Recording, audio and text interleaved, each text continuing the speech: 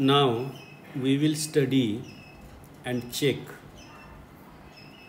the discussion, the points or significant aspects of monologue which we have discussed in our previous lecture. The first important thing in understanding a poem is paraphrasing it. What is meaning of paraphrasing? Paraphrasing means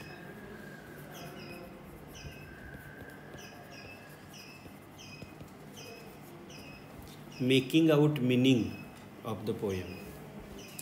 Paraphrasing means making out meaning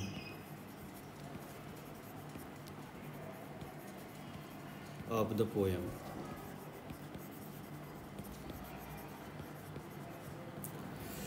The poem is addressed by Ferreira. Ferreira is a duke. So he is addressing an ambassador from another dukedom. He has come with marriage proposal.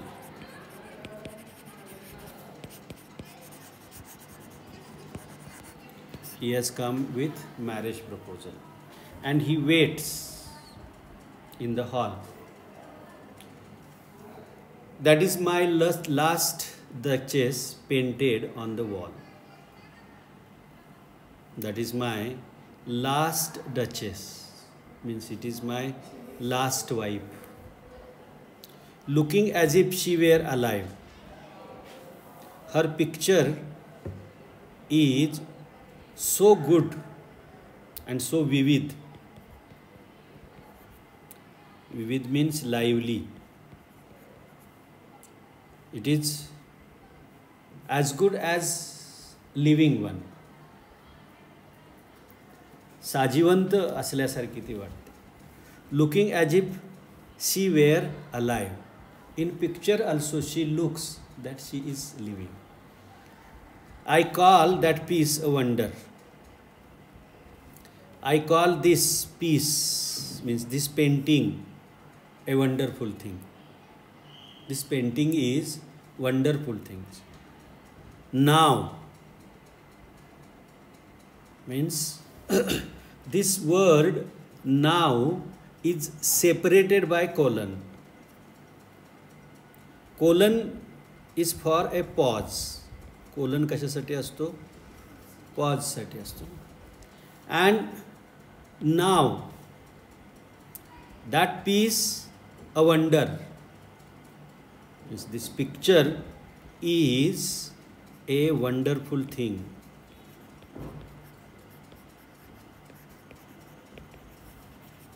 And it is separated by colon by the word now. So what could be its meaning? याचा अर्थ काय असेल? That piece is wonder. It is wonderful, but it is now. The emphasis, जोर जो now या शब्दावर दिलेला आहे, किंवा as it is separated from the narration, it is used to focus, contrast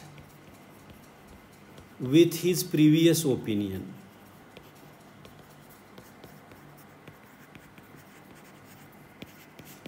He says that she is wonderful, but she is now wonderful. It means that then he had no respect for her. Fra Pandolf's hands. Fra Pandolf is a painter. This painter's skills or hands worked busily a day. His hands worked for a day and then his hands worked busily a day and out of his efforts, this picture has come into existence. Fra Pandolf hands worked busily a day. His hands worked for a day, and there the picture came up. And that picture is there. And that picture is wonderful.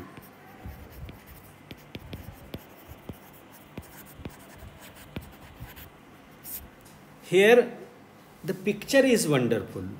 Will it please you sit and look at her? I said, Fra Pandolf by design, for never read strangers like you, that pictured continence. Here picture is used in the form of verb. I picture means what? I imagine. I picture verb. I picture, it does not mean that I draw picture. It means that I imagine. So, Fra Pandolf's by design, for never read strangers like you, that pictured continence. Continence means face. Means you are expert at bringing to your mind the real image of the lady. But Fra Pandolf was not that much skillful. He could not do it. The depth and passion of its earnest glance. He has brought out the depth and passions of its earnest glance. In the picture, eyes are painted in a typical way.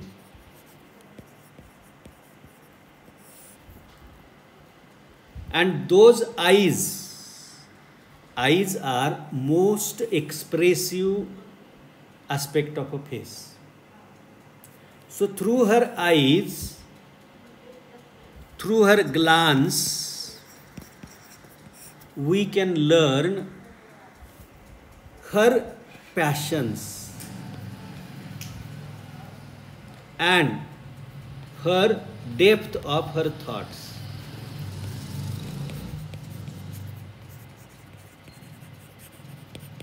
The picture is so beautiful that by looking at the picture, you can understand what kind of passions, what kind of wishes,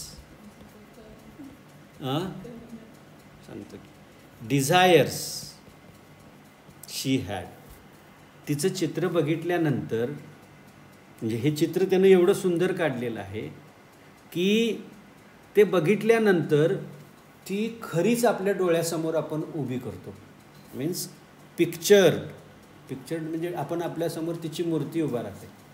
कारण काय तर this painter has painted her eyes in such a way. तिचे डोळे अशा पद्धतीनं त्यानं रंगवलेले आहेत की from those eyes we understand her emotions. म्हणजे डोळे हे जास्त एक्सप्रेसिव्ह असतात ना. शरीराचा कोणता भागाकडे बघितल्यानंतर आपल्याला त्या व्यक्तीच्या अंतर्मनाची खोली किंवा त्याच्या मनात काय चाललं हे समजतं. तर those are eyes are windows into the personality of a person. So Fra Pandolf has painted this picture, has painted her eyes so beautifully. त्यानं ते डोळे एवढे सुंदरपणे रंगवलेले आहेत की by that we understand her passions. तिच्या इच्छा काय होत्या, तिचा स्वभाव काय होता हे आपल्याला त्याच्यातून समजतं. And depth of her passion, आणि तिच्या त्या इच्छांची खोलीसुद्धा त्याच्यातून समजते. But to myself they turn, since none puts by the curtain I have drawn for you but I. And seemed as they would ask me if they durst, but to myself they turned. The strangers who imagined the face of that lady, ज्यांनी हे चित्र बघितलं आणि त्यांनी कल्पना केली आणि ती व्यक्ती डोळ्यासमोर त्यांनी उभा केली, त्यावेळी they asked me, त्यांनी मला प्रश्न विचारला. And what did they ask me, आणि ते मला काय विचारलं, इफ दे डर्स्ट, जर त्यांचं धाडस असेल तर. डेअरचा डर्स्ट हा आर्कॅइक फॉर्म इथं वापरलेला आहे, म्हणजे जुन्या भाषेतला शब्द इथं वापरलेला आहे. Archaism is one of the devices of writing poetry. कविता लिहित असताना जुने लोप पावलेले शब्द कवितेमध्ये वापरणं त्याला आर्कॅइझम म्हणतात. आणि असे आर्कॅइक शब्द वापरणे, डेअरचा डस्ट हा शब्द म्हणजे धाडस करणे, याचा डस्ट हा शब्द असा आर्कॅइक शब्द आहे आणि तो शब्द इथं वापरलेला आहे. Actually why this word comes here means here we have to mention one thing, that most of the topics which Robert Browning wrote about were medieval. मध्ययुगीन गोष्टी ज्या होत्या त्या गोष्टी त्यांनी इथं सांगितलेल्या आहेत आणि मध्ययुगीन काळाला रिलेट करण्यासाठी हे जुने आर्कॅइक शब्द त्यांनी वापरलेले. Okay. So and seemed they would ask if they durst how such a glance came there. असा ग्लान्स, अशी ही नजर कशी आहे किंवा ती तिथं कशी आली. So not the first are you to turn and ask दस.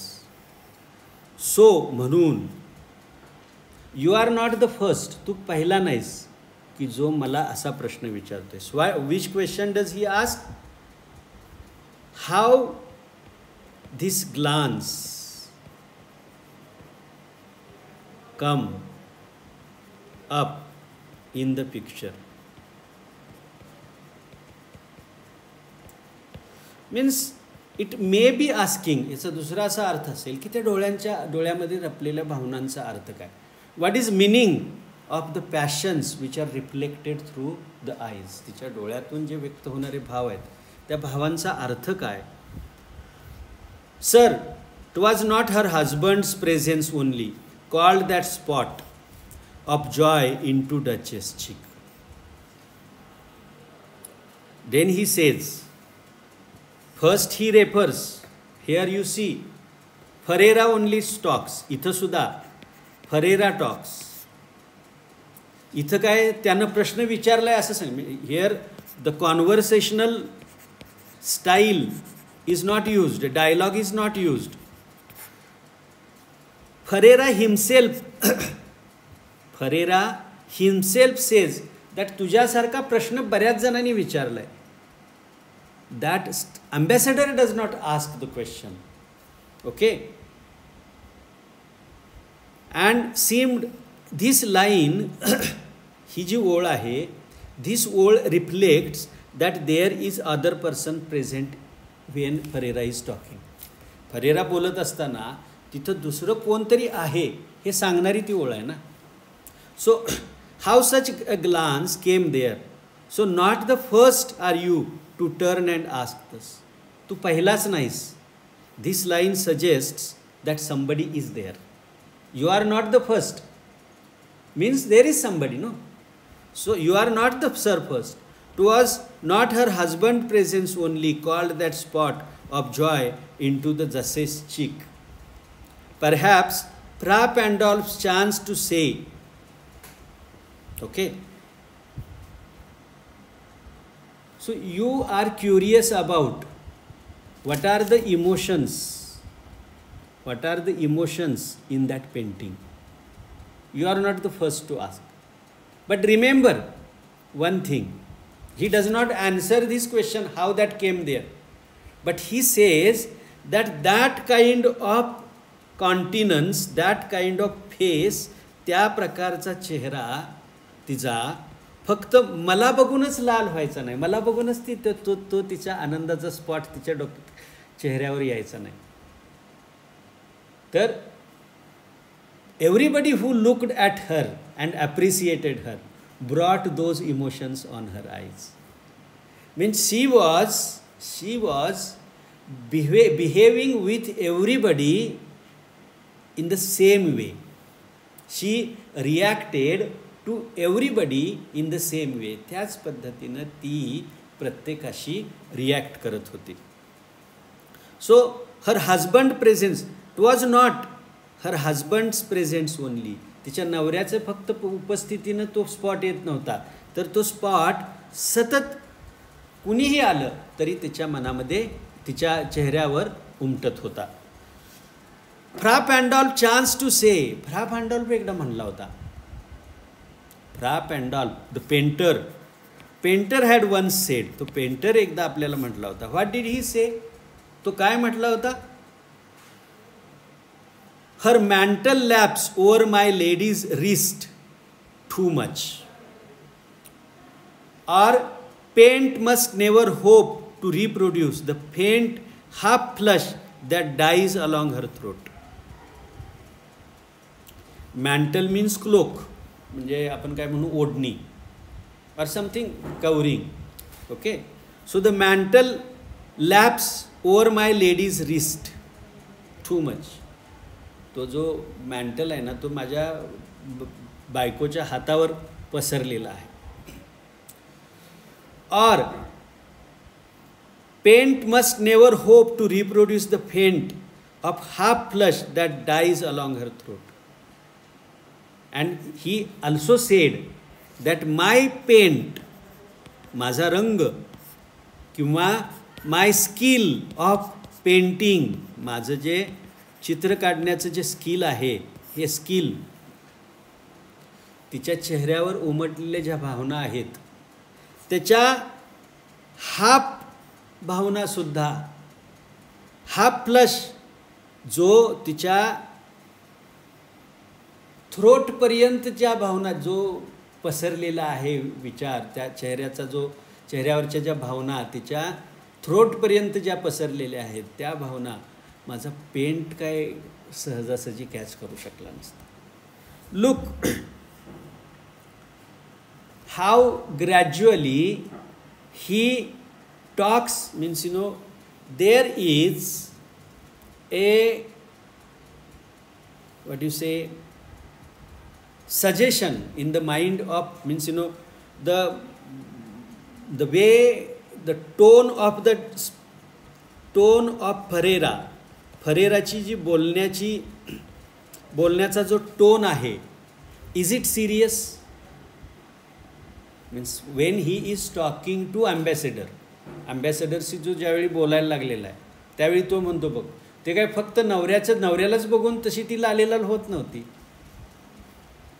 Is it serious? Does it show any kind of attachment to her?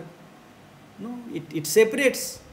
So it is, tone of Ferreira is not sincere.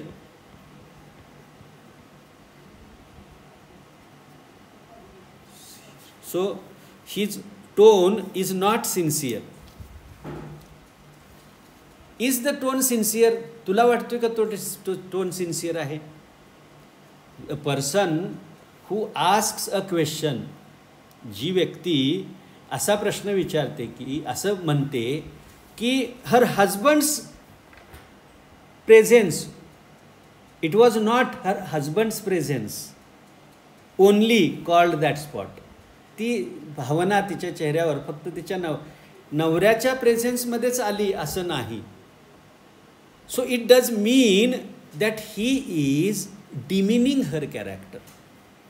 त्याचा अर्थ असा होतोय ना की तो तिचं character, he is not glorifying, he is not saying that my wife is so good, he is not saying that my wife is so good, but he is demeaning her.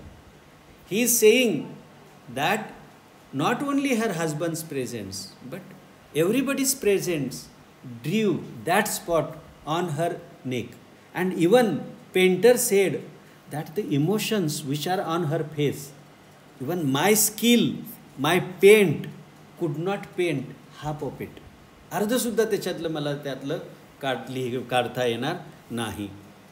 Such tough was courtesy, she thought, and cause enough for calling up that spot of joy.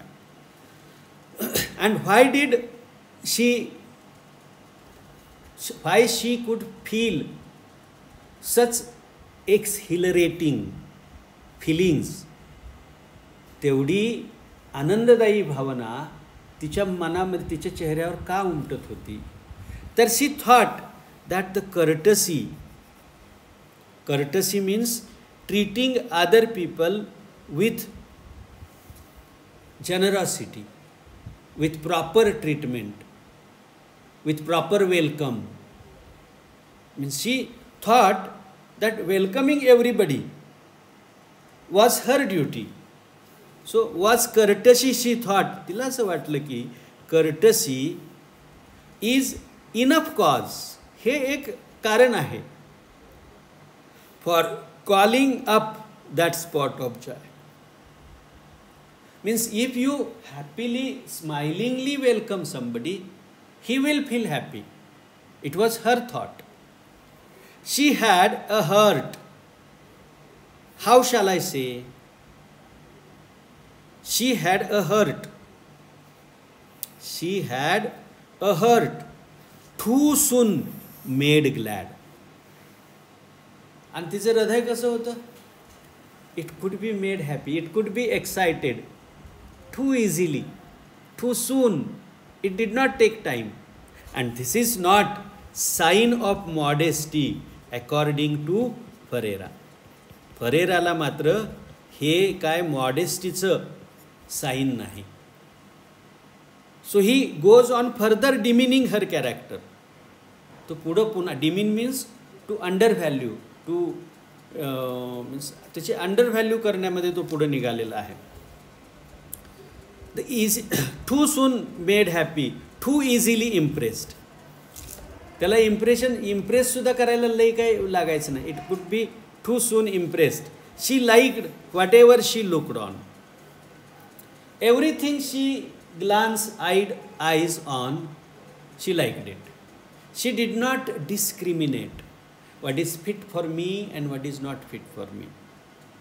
He is an egoist. He loved possession of whatever he has. But she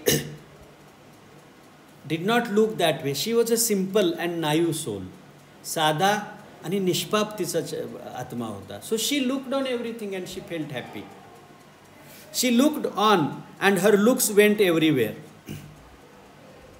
And she was chanchal. Her looks went everywhere. Okay. Sir, 'twas all one. My favor at her breast means my love for her breast is an image, at once brings out two images. Breast is where there is heart. So heart is sign of love. And breast has a sensuous meaning attached with it. So she had my favor at her breast, my love for her.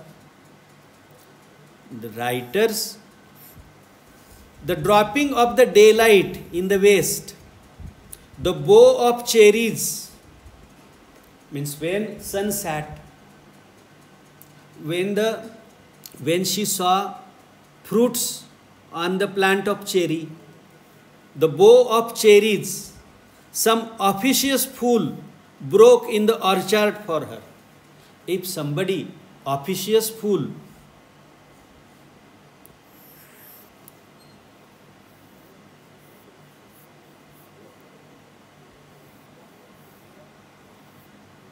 some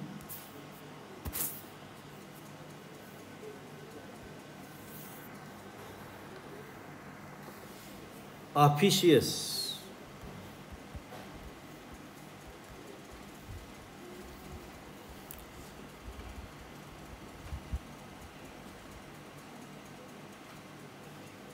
means the people who insist, आग्रह करणारे. ऑफिशियस फूल्स means आग्रह करणारी लोक.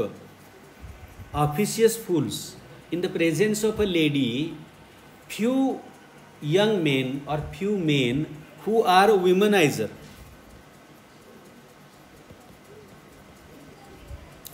स्त्रीलंपट लोक, they just insist the lady, insist on lady to accept gifts from him, or they give her something, and they have ulterior motives.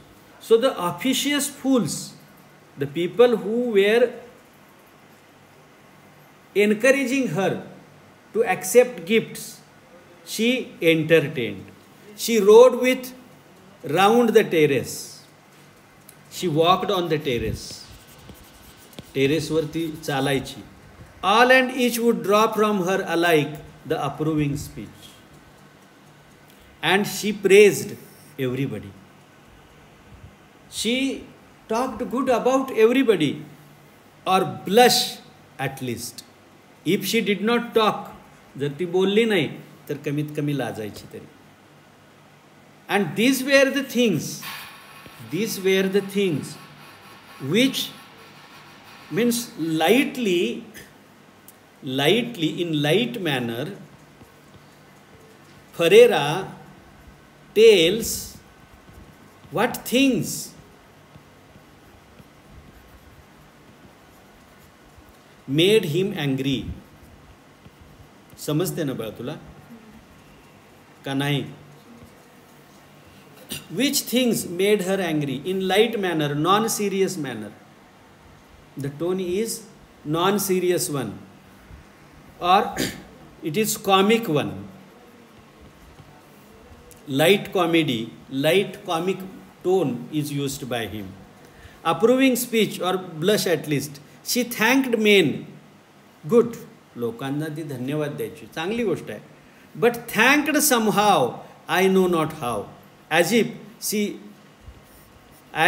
she ranked my gift of 900 years old name with anybody's gift. She thanked everybody.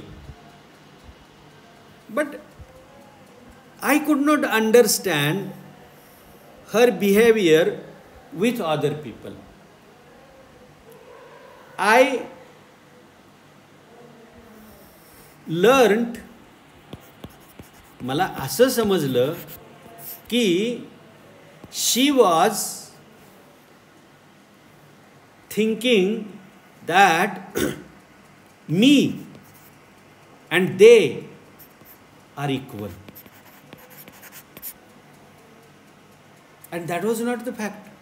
He is an egoist. So me is a different person. I am different than others because I own all these things. I am duke. I have a beautiful wife. But somehow from her behavior I learned that she ranked, she set my rank with other common people.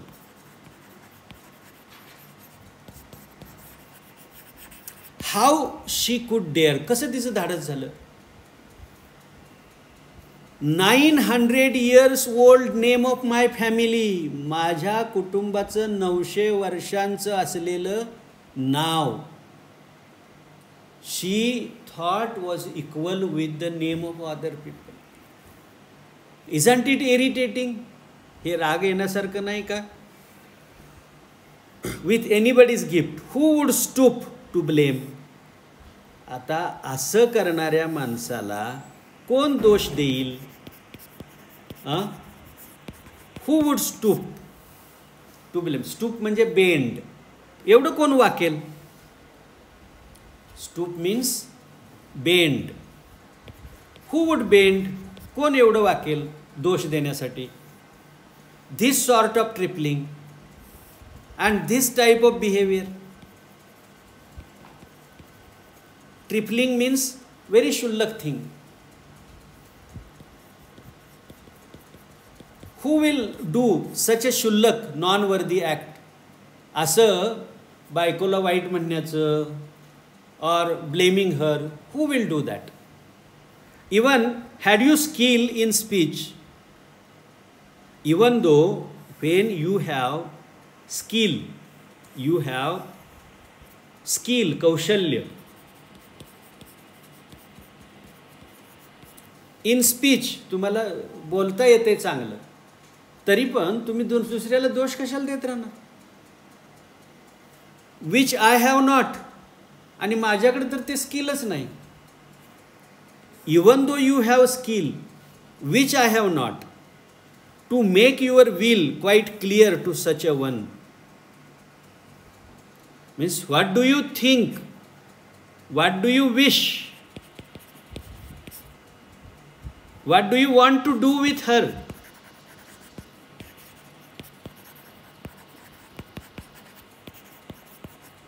हे सगळं तुला काय वाटतंय किंवा तुला तिच्याबद्दल काय करायचं आहे हे तिला स्पष्टपणे कोण सांगणार? I will not, because I am not capable of doing it. Just this or that in you disgusts me. Disgust means makes me angry, irritates me.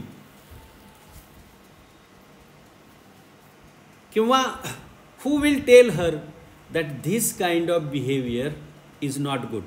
It makes me angry. It makes me upset. Who would tell her, here you miss or there exceed your mark? Here you commit a mistake. Here you miss. इथं तू चुकतेस. किंवा here you exceed the real mark. Means my family reputation is this. And you are behaving like this. Or there exceeds the mark. And if she let herself be listened so, and even if she listened what I said, मी काय सांगितलेलं तिनं ऐकलंच तरी समजा, herself be listened so, आणि तिनं ती करायला तयार असली सरी, nor plainly set her wits to yours, forsooth, and made excuse. स्पष्टपणे सांगितलेलं आपण तिनं जर ऐकलं, ऐकणार असेल, किंवा she did not plainly accept your wit, means how you have explained, she did not accept it. Either she, means there are two possibilities, she would listen or prefer not to listen. Forsooth and indeed, forsooth means indeed, and made excuse, आणि तरी सुद्धा if she made excuse and behaved in the same fashion, तरी सुद्धा ती पुन्हा तेच कारण सांगून तसंच जर वागायला लागली तर, even then would be some stooping, and even then if it happens, that would be also bending kind of thing. Bending below your dignity. Stoop म्हणजे तुमच्या प्रतिष्ठेच्या पेक्षा खाली वाकणं. म्हणजे असं जरी झालं, तिनं ऐकलं किंवा नाही ऐकलं किंवा पुन्हा ती तशाच प्रकारे वागायला लागली, तरी सुद्धा तो तुमचा इन्सल्टच होता ना. And I choose never to stoop. आणि मला मात्र कुणाच्या समोर वाकणं ही गोष्ट काय आवडत नाही. Oh sir, she smiled. No doubt, whenever I pleased her, whenever I said good things to her, she smiled. She was happy, and that was good thing. But who passed without much the same smile? But whom did she not smiled at? पण कुणाकडे बघून ती हसत नव्हती. She smiled at everybody. This grew and this habit increased. This grew I gave commands. This grew, I became angry. And I commanded, I ordered to kill her. I ordered to kill her. Then all smiles stopped together. I killed her and every smile stopped. There she stands as if alive. There she stands as if alive. This term exactly contrasts with the term now.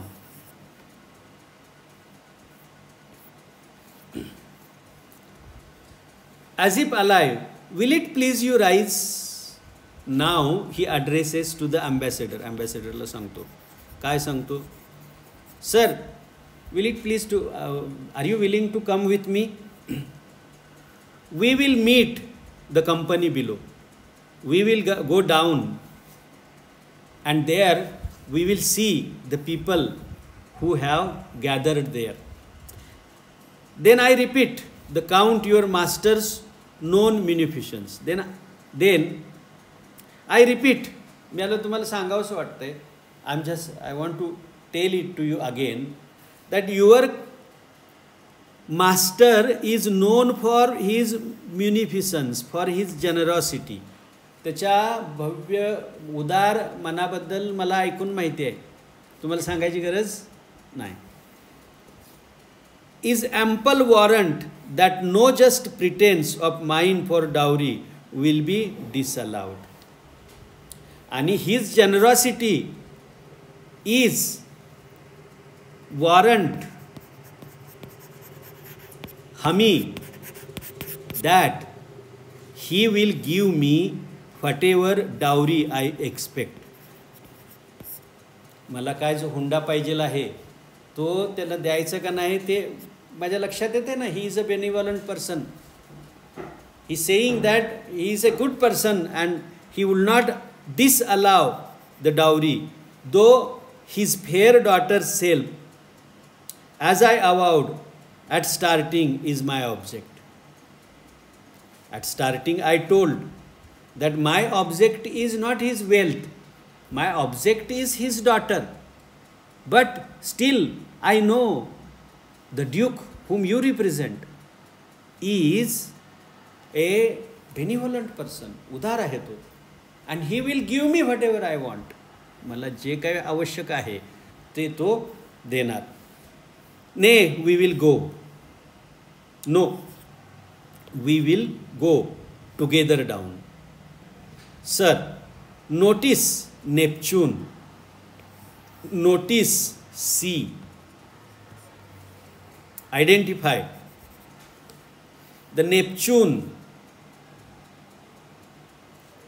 though taming a seahorse. Then he says, see the statue. Statue means, see the statue of Neptune. And what Neptune is doing? Neptune is taming a seahorse.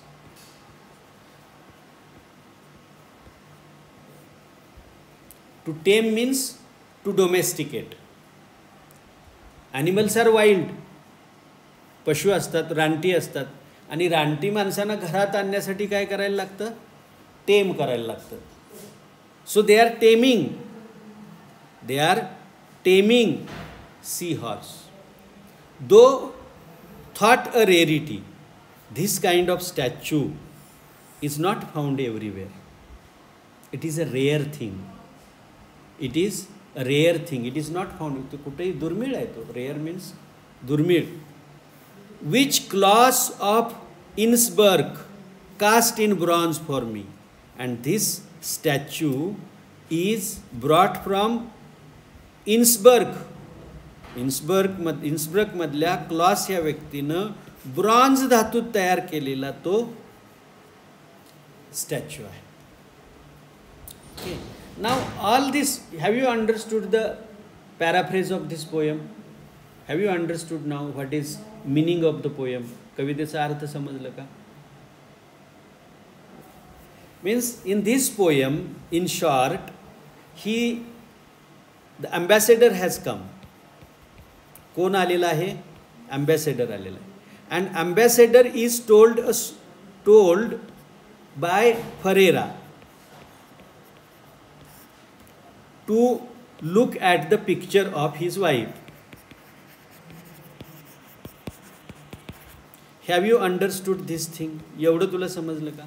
Okay. Now he, in a non-serious tone, in ironic way,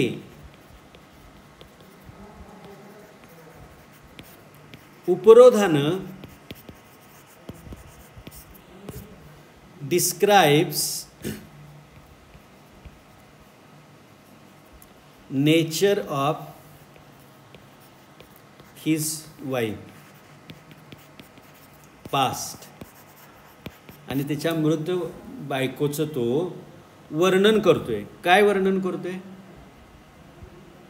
की बाबा ती प्रत्येकाशीच अशीच lightly वागायची.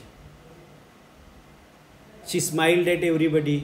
She accepted gifts from many people. बरोबर, एवढं समजलं का? And by accepting gifts from others, she ruined my 900-year-old family name. आणि माझं 900 वर्ष ओल्ड फॅमिलीचं नाव जे होतं त्याला डाग लावला. Have you understood? हे तुला समजलं होतं? Then he says that such a behavior is to be punished. आता असं जे वर्तणूक आहे तिला पनिश केलं पाहिजे ना, बरोबर आहे का? मग आता ही पनिशमेंट काय करायची? त्यासाठी आपल्याला आपली प्रतिष्ठा सोडून खाली वाकायला पाहिजे ना. And he said, I am not of that kind. आणि असं कुणाला बोलणं हे मला काही आवडत नाही. So what I did was I ordered her to be killed. मग मी काय केलं तर असं काय करण्यापेक्षा तिला डायरेक्ट मारून टाकलं. ओके. नाव ही in the last paragraphमध्ये लास्ट ह्याच्यामध्ये तो काय म्हणतो हे सगळं सांगून झाल्यावर की let us go down in the company of others.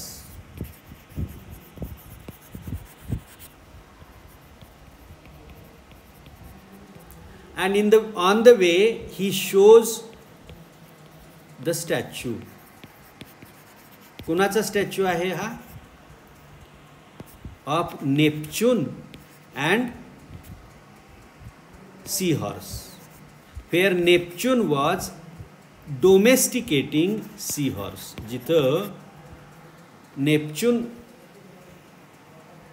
हा सी हॉर्सला डोमेस्टिकेट करत होता. Here the poem ends. Okay. So what kind of character of Mr. Ferreira comes up? कोणत्या प्रकारचं कॅरेक्टर फरेराचं आपल्याला पाहायला मिळतं? So Ferreira is a selfish person. असं वाटत नाही का तो स्वार्थी आहे असं? Do you agree with me? What is meaning? Yes or no?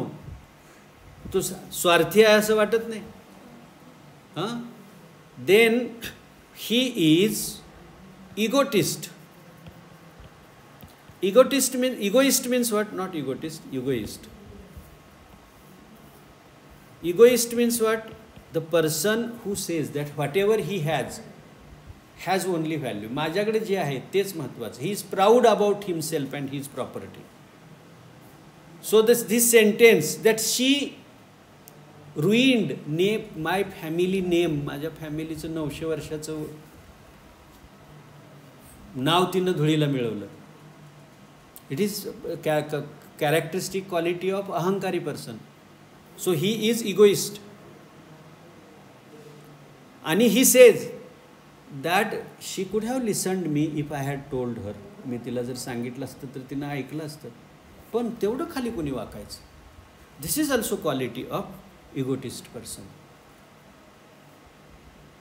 And these qualities of egoist person are brought in the last symbol of Neptune, the statue of Neptune and seahorse. आणि शेवटचं जे प्रतीक आहे ते कुणाचं आहे? Neptune आणि C हॉर्सचं आहे. त्या ह्याच्यामध्ये त्या सिम्बॉलमध्ये सुद्धा हा जो इगोटिस्ट ॲटिट्यूड आहे ना, तो ॲटिट्यूड इथं आपल्याला दिसून येतो. This whole poem through the dramatic monologue, हे जे मोनोलॉग आहे, या मोनोलॉगच्या माध्यमातून फरेराचं कॅरेक्टर आपल्या डोळ्यासमोर आणण्याचा प्रयत्न केलेला आहे. आणि इज इट सक्सेसफुल? तुला वाटते का की आपल्या डोळ्यासमोर फरेरा हा वाईट माणूस आहे हे आपल्या लक्षात आलेलं आहे? So that is success of the poem.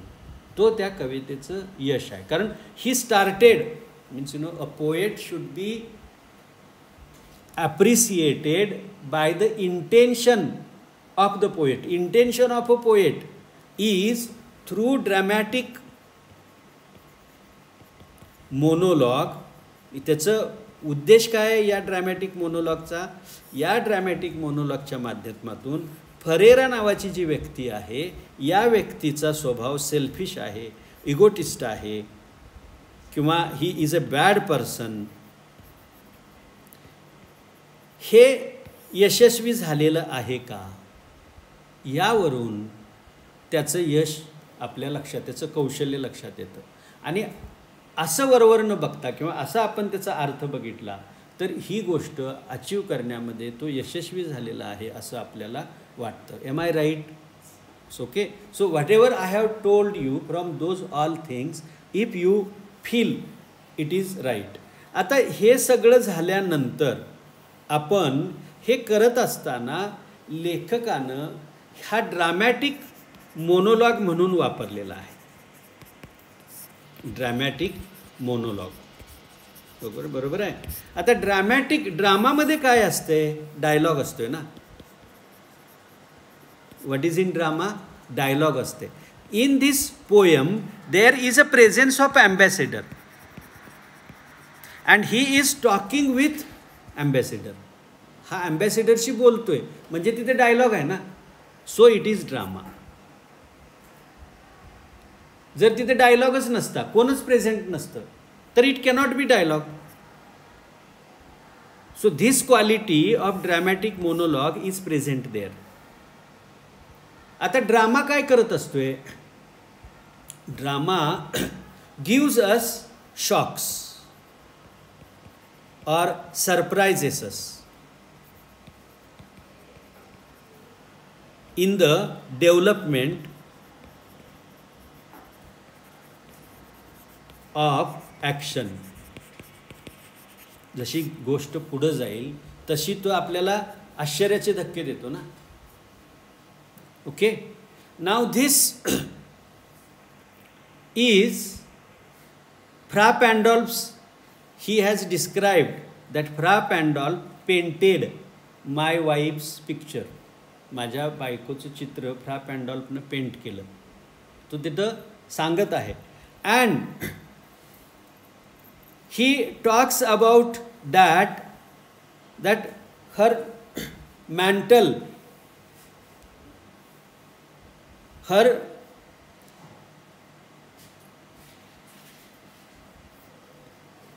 her mantle laps over my lady's wrist too much.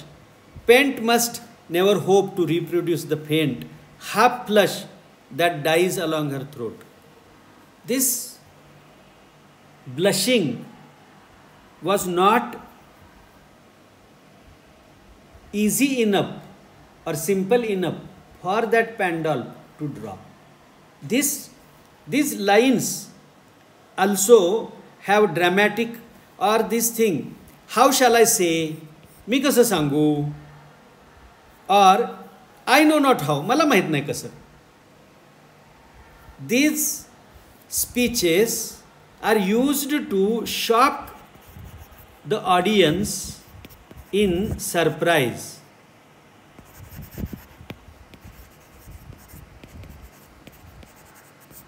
And catch their attention. आणि त्यांचं लक्ष आपल्याकडे केंद्रित करण्यासाठी त्याने ही गोष्टी वापरलेल्या आहेत. आणि नाटकामध्ये काय केलं जातं की प्रेक्षकांचं लक्ष कसं आपल्याकडं येईल अशा प्रकारची भाषा वापरली जाते. And that here he is successful. Throughout the poem poet has used now irony. या कवितेमध्ये कवीनं आयरनी वापरलेली आहे. Now you see the irony means